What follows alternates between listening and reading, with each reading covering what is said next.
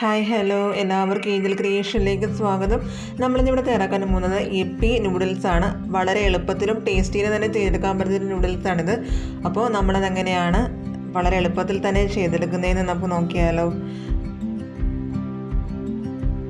അതിനായിട്ട് ഒരു മിക്സിയുടെ ജാറെടുത്ത് വെക്കാം. മിക്സിയുടെ ജാറിലേക്ക് അരിഞ്ഞ് വെച്ചേക്കുന്ന സവാള ചേർത്ത് കൊടുക്കാം.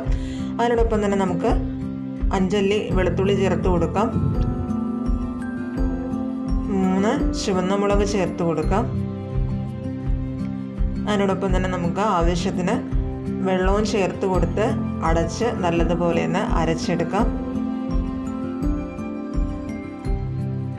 ഇനി നമുക്ക് ഒരു പാൻ അടുപ്പത്ത് ചൂടാകാൻ വയ്ക്കാം. പാൻ ചൂടാകുമ്പോൾ അതിലേക്ക് നമ്മൾ അരച്ച് വെച്ചേക്കുന്ന മിശ്രിതം ചേർത്ത് കൊടുത്ത് നന്നായി ഇളക്കി യോജിപ്പിച്ച് നല്ലതുപോലെ ഒന്ന് കുറുക്കി ഒന്ന് വേവിച്ചെടുക്കാം. സവാളയും വെളുത്തുള്ളിയും പച്ചമുളകൊക്കെ നല്ലതുപോലെ വെന്ത് കിട്ടാൻ വേണ്ടി നല്ലതുപോലെ ഒന്ന് കുറുക്കിയെടുക്കാം. അങ്ങനെ ഇത് നന്നായിട്ട് കുറുകി വന്നിട്ടുണ്ട്. ഇനി നമുക്കതിലേക്ക് ഒരു പാക്കറ്റ് യിപ്പി മസാല ചേർത്ത് കൊടുത്ത് നന്നായിട്ട് ഇളക്കി നല്ലതുപോലെ ഒന്ന് ഇളക്കി യോജിപ്പിച്ച് കൊടുക്കാം. ഇനി നമുക്കതിലേക്ക് ആവശ്യത്തിന് വെള്ളം ചേർത്ത് കൊടുക്കണം. നമ്മൾ നേരത്തെ അരച്ച മിക്സിയുടെ ജാറിലേക്ക് തന്നെയാണ് നമ്മൾ വെള്ളം ചേർത്ത് കലക്കി എടുത്തിരിക്കുന്നത്. നല്ലതുപോലെ ഒന്ന് തിളയ്ക്കുന്നവരെ ഒന്ന് വെയിറ്റ് ചെയ്യാം.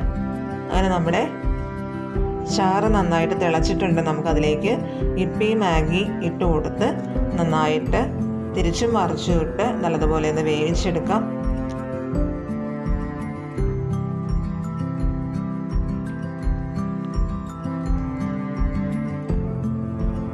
അങ്ങനെ നമ്മുടെ യിപ്പി മാഗി അല്പം ഒന്ന് വേകാൻ തുടങ്ങിയിട്ടുണ്ട്. നമുക്കതൊന്ന് ഇളക്കി ഒന്ന് എല്ലാം ഒന്ന് ഉതിർത്ത് എടുക്കാം.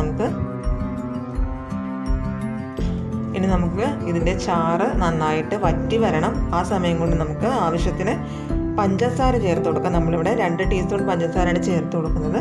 അത് വേണ്ടാത്തവർ അത് ഒഴിവാക്കാവുന്നതാണ്. ഞാൻ ചെറിയൊരു മധുരത്തിന് വേണ്ടിയിട്ടാണ് പഞ്ചസാരയും കൂടെ ചേർത്ത് കൊടുക്കുന്നത്.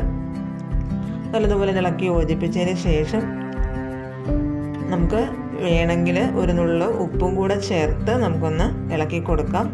നമ്മൾ സവാളയൊക്കെ ഇട്ടിട്ടുള്ളത് കൊണ്ടാണ് നമ്മളൊരല്പം ഉപ്പും കൂടെ ചേർക്കുന്നത്.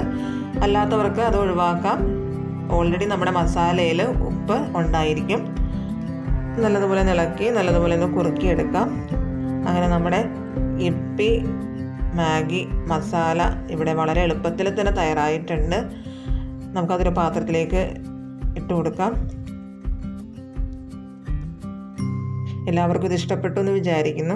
എല്ലാവരും ഇതൊന്ന് ട്രൈ ചെയ്തുകൂടി നോക്കുക.